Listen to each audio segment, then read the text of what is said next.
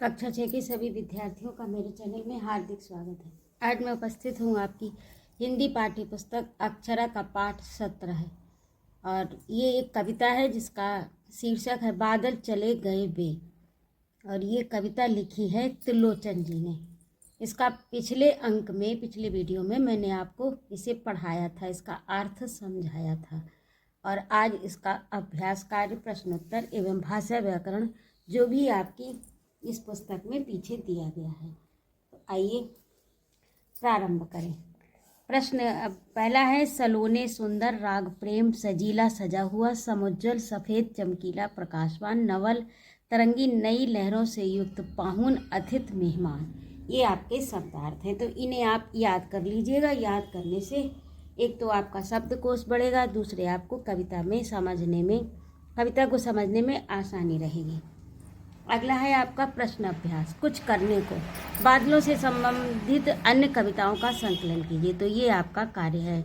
बादल कैसे बनते हैं पता लगाइए, तो ये भी आपको पता लगाना है। विचार और कल्पना, बताइए आपको बादल कब कब अच्छे लगते हैं कब नहीं।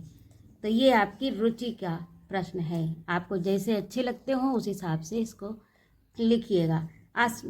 आसमान में बादलों को उमड़ता घुमड़ता देखकर कुछ लोग प्रसन्न हो जाते हैं और कुछ चिंतित। नीचे लिखे नामों में कौन प्रसन्न होता है कौन चिंतित, कारण भी लिखिए। तो किसान, यात्री, मोर और कुंभकार। कुंभकार नहीं प्रसन्न होगा क्योंकि उसके मिट्टी के बर्तन सब गल जाएंगे और यात्री को यात्रा करने में कष्ट होगा। किसान प्रसन्न होता है क्योंकि किसान को के खेतों में पानी मिलेगा और मोर भी प्रसन्न होता है बादलों को देखकर।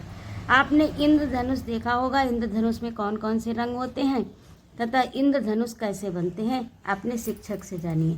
तो इंद्रधनुष इंद्रधनुष में कितने रंग होते हैं? इंद्रधनुष में 7 रंग होते हैं। हरा, नीला, पीला, नारंगी, बैंगनी, आसमानी और लाल। ये बरसात के दिनों में वायुमंडलीय प्रक्रिया से बनता है। वायुमंडल में प्रक्रिया होती है जिससे ये 7 रंग उभर कर एक आकृति के रूप में, धनुष की आकृति के रूप में आते हैं, जिसको इंद्रधनुष कहा जाता है।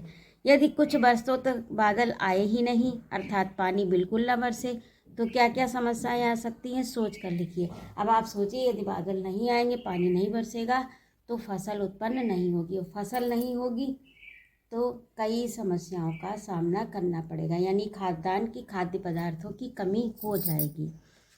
आकाश में जब बादल छाए रहते हैं तब उन्हें ध्यान से देखिए। उनमें विभिन्न आकृतियां दिखाई पड़ती हैं।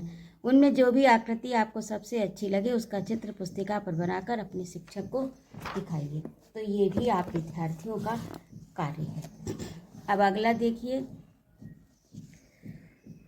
निम्नलिखित पद्यांशों का भाव स्पष्ट कीजिए। तो सुख दुख चले गए वे एक रंग रस समुज्जल गीला। ये पूरा मैंने आपको दिया है कॉपी में। अभी आगे के देखिएगा, पूरा वीडियो वॉच करिए तो आपको आगे मिलेगा। ये मैंने कॉपी पर पूरा संदर्भ प्रसंग सहित व्याख्या लिखी है, तो उसी में से आप इसे देख सकते हैं। आशय स्पष्ट कीजिए।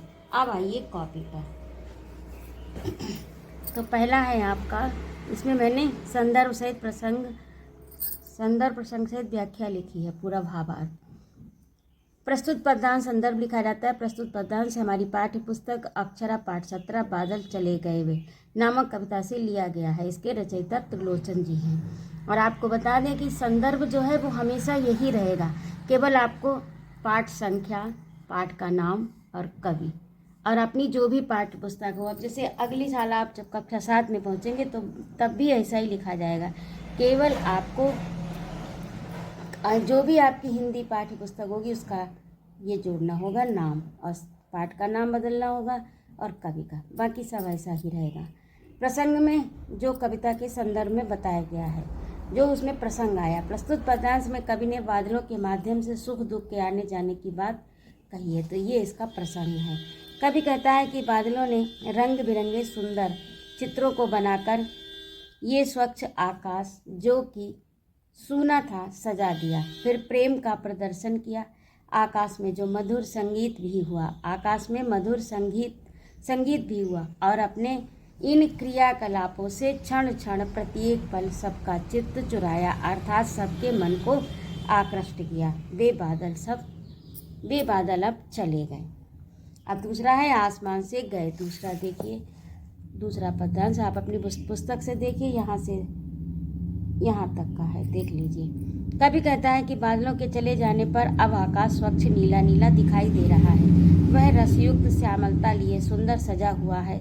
धरती हरियाली से पूर्ण पीली और रसवंती हो रही है, अर्थात पृथ्वी धान्य फसल से फलित और फूलित है। शिशिर का प्रभात, जाड़े का सवेरा। शिशिर का प्रभात को क्या कहते हैं, ये कोष्टक में है, ये इसका अर्थ है जाड़े का सवेरा। रात्रि में ओस पड़ने के कारण भीगा हुआ तथा सूर्य के प्रकाश से प्रकाशवान है। धरती पर आभा सुंदरता फैलाते अब वे बादल चले गए। तीसरा है आपका संदर्भ प्रसंग, आपका पूर्ववत रहेगा, जैसा पहले लिखा था वैसा ही इसमें भी लिखना है। कवि कहता है कि 2 दिन दुख विपत्ति के होते हैं तथा 2 दिन सुख के होते हैं। ये दोनों सुख और दुख जीवन में एक के बाद एक आते ही रहते हैं। जीवन में कभी हंसी खुशी तथा कभी अष्टरूप दुख की नई तरंगें आती ही रहती हैं। बादल पाहुन, पाहुन कहते हैं मेहमान को, पाहुन के समान, अर्थात जैसे मेहमान 2 दिन के लिए आते हैं और चले जाते हैं, वैसे ही बादल भी आकर चले गए 2 दिन रहकर।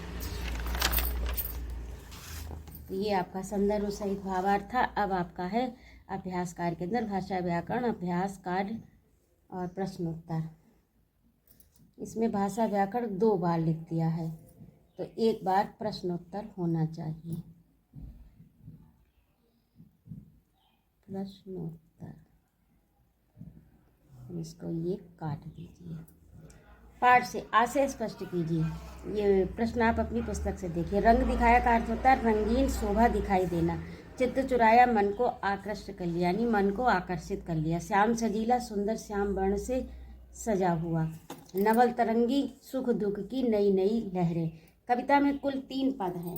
3 पदों के तुकांत शब्दों को अलग अलग जोड़ा बनाकर लिखिए, जैसे सजाया, चुराया, सजीला, गीला, दुख, सुख।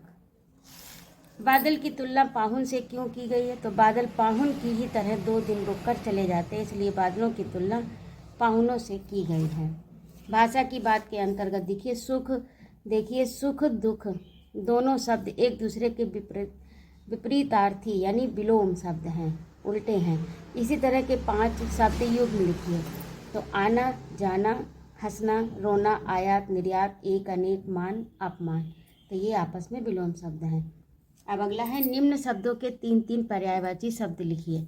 आकाश का गगन, अंबर, नभ, धरती, भू, धरा, वसुधा, प्रभात, मोर, भोर, प्रातःकाल, सवेरा, बादल, अम्बुद, नीरद, वारिद।